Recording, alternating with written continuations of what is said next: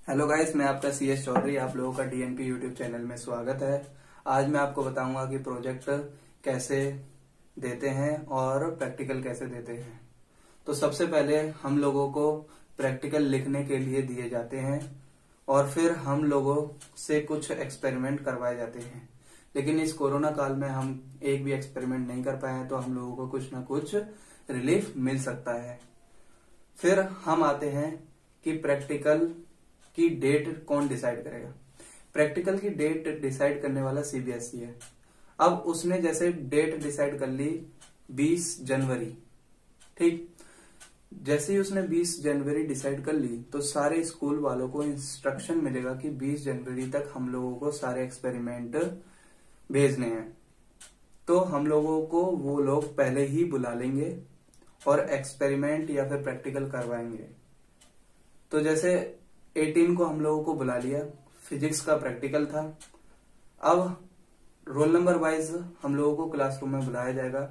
जैसे 1 to 10 roll number wise हम लोगों को बुला लिया।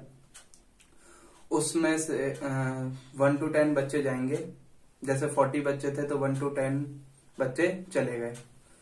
फिर उसके बाद कुछ पर्चियों पे एक्सपेरिमेंट लिखे होंगे और हम लोगों को सिलेक्ट करनी होगी कोई एक पर्ची।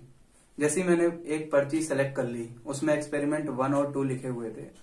फिर मेरे बाद सेकंड रोल नंबर वाला आया, उसने भी 1 और 2 वाली सिलेक्ट कर ली। तो हम लोगों का दोनों का ग्रुप बन जाएगा और हम दोनों एक साथ एक्सपेरिमेंट करेंगे और एक्सपेरिमेंट करने के बाद एक साथ रीडिंग लेंगे।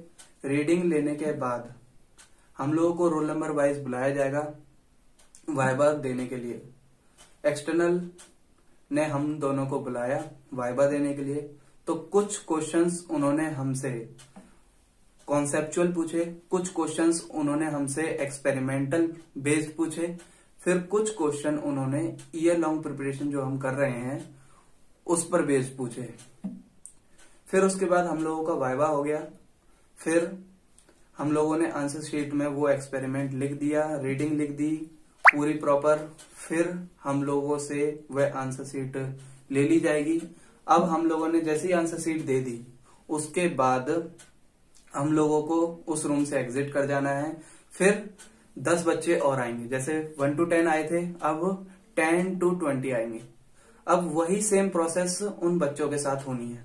तो मैंने कुछ पॉइंट्स इधर पे लिख लिए हैं। तो जैसे सबसे पहले मैंने लिखा एक्सपेरिमेंट दिए गए, फिर उसके बाद उनका सिलेक्शन हुआ, फिर हम लोगों से वाइवा लिया गया, वो भी कॉन्सेप्चुअल बेस्ड क्वेश्चंस थे उस पर। फिर उसके बाद एक्सपेरिमेंट्स करवाए जाते हैं।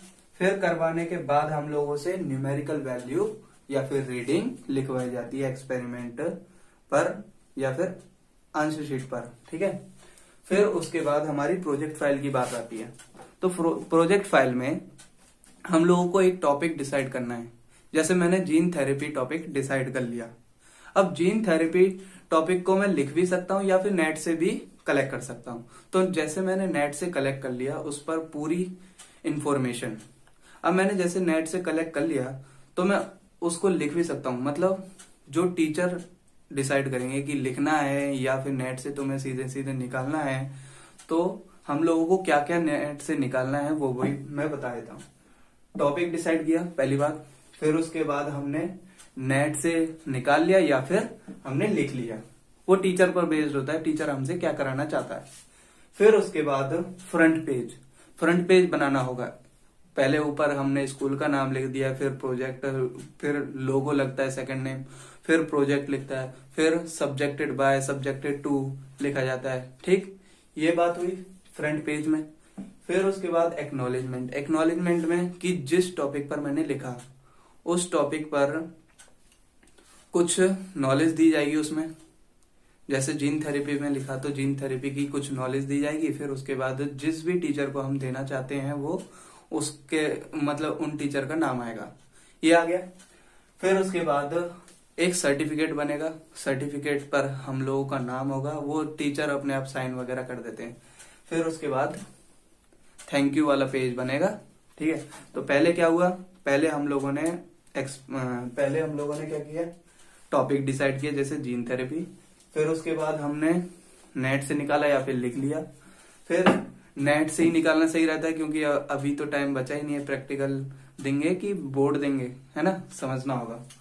फिर उसके बाद फ्रंट पेज हमने बना लिया। फ्रंट पेज में भी मैंने बता दिया कि सबसे पहले हमारा प्रोजेक्ट फाइल आ गई, फिर उसके बाद लोगो आ गया, स्कूल का नाम आ जाता है, सब्जेक्टेड टू सब्जेक्टेड बाय आ जाता है। ये हो गया हमारा कौन, फ्रंट पेज। फिर एक्नॉलेजमेंट मैंने बता दिया कि टीचर का भी नाम आएगा और हमारे जो टॉपिक था उस टॉपिक के बारे में भी थोड़ा डिस्क्रिप्शन आएगा। फिर हमारा सर्टिफिकेट बन जाता है। फिर थैंक यू वाला पेज बन जाता है।